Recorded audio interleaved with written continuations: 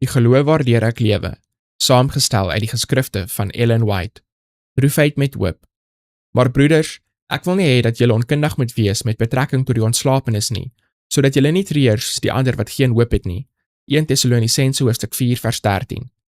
Aan die beproefdes wil ek sê, wees volmoed in die hoop van die opstandingsmôre. Die waters waarvan julle gedrink het, is so bitter vir julle smaak soos die waters van Mara vir die kinders van Israel in die woestyn was, maar Jesus kan hulle so soet maak met sy liefde. God het 'n balsem vir elke wond voorsien.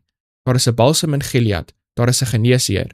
Sal julle nie nou nog nooit tevore die skrif bestudeer nie? Soek die Here vir wysheid in elke noodgeval. Smeek in elke beproewing Jesus om vir julle 'n uitweg uit jul probleme te wys.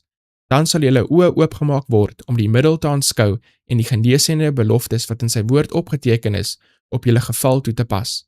Op hierdie manier sal die vyand geen plek vind om jou tot rou en ongeloof te lei nie, maar in plaas daarvan sal jy geloof, hoop en moed in die Here hê. Die Heilige Gees sal jou duidelike onderskeidingsvermoë gee, sodat jy elke seëning kan sien en toeëien wat as 'n teenmiddel vir hartseer sal dien, as 'n tak van genesing vir elke teug bitterheid wat op jou lippe geplaas word.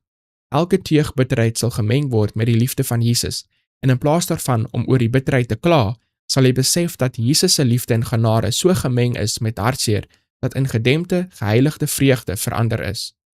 Toe Henry White, ons oudste seun, sterwend was, het hy gesê, 'n bed van pyn is 'n kosbare plek wanneer ons die teenwoordigheid van Jesus het.